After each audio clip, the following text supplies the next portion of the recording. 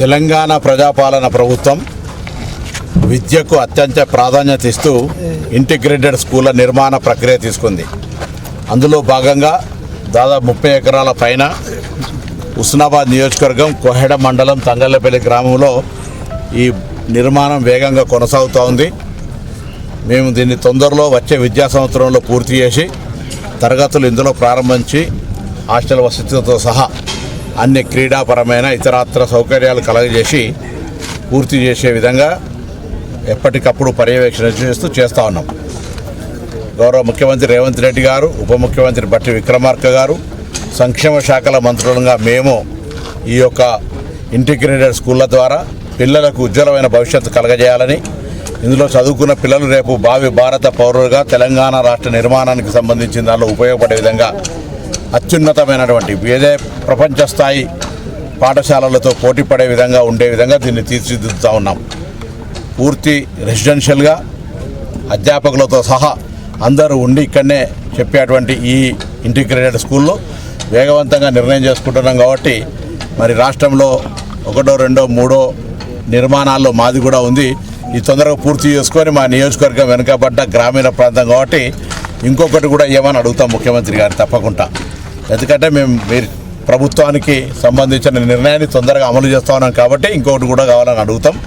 ఇది వెనుకబడ్డ ప్రాంతం, గతంలో నిర్లక్ష్యం జరిగింది, ఈ ప్రాంతానికి కొంత అన్యాయమైంది కాబట్టి ఇవాళ ఇప్పటికే ఒక ఇంజనీరింగ్ కాలేజ్ తెచ్చుకున్నాం, లేకపోతే గౌరవెల్లి ప్రాజెక్టును పూర్తి చేస్తూ ఉన్నాం. ఈ ప్రాంత రైతాంగానికి అందరికీ రైతులందరినీ సహకరించమని కోరుతా ఉన్నాం. కొత్త కాలువలకు భూములు అటు ఇటు తీయంగా ఎవరు దయచేసి ఇబ్బంది పెట్టకమని కోరుతా ఉన్నాం. మిగతా అన్ని రకాల ఇంటిగ్రేటెడ్గా అంటే ఈ నియోజకవర్గ సమగ్ర అభివృద్ధి కొరకు అటు టూరిజం కావచ్చు, ఇటు ఇన్ఫ్రాస్ట్రక్చర్ కావచ్చు, అటు ఇండస్ట్రియల్ పార్క్ కావచ్చు, అటు విద్య కావచ్చు, ఇటు వైద్యం కావచ్చు, అన్ని రకాల సమిష్టిగా కలిపి అభివృద్ధి చేస్తూ ఉన్నాం.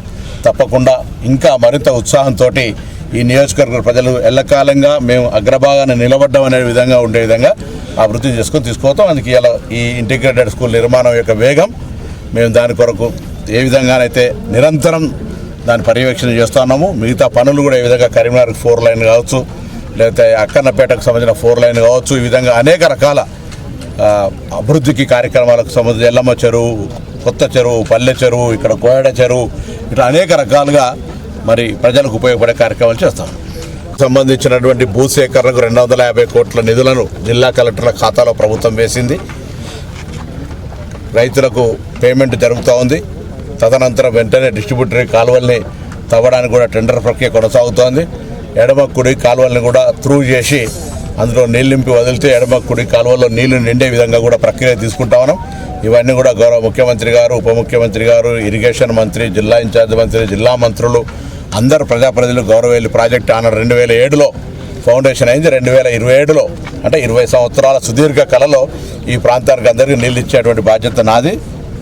నీళ్ళు ఇవ్వకపోతే కూడా నాదే బాధ్యత అని చెప్పిన ఆ రోజు దానికి కట్టుబడి నేను నా యొక్క పూర్తి కృషిని నేను పెద్దలందరి సహకారంతో అది ఈ ప్రాంత ప్రజల కళ దాన్ని నెరవేర్చే బాధ్యత తీసుకొని ముందుకు పోతాను. ఇందులో ఎవరికైనా భూసేకరణ సందర్భంగా, డిస్ట్రిబ్యూటరీ కాలువలు తీసే సందర్భంగా చిన్న భూమి పోతుంది, తప్పది. కాబట్టి అటువంటి వాళ్ళకు కూడా నేను విజ్ఞప్తి చేస్తా ఉన్నా, సహకరించండి.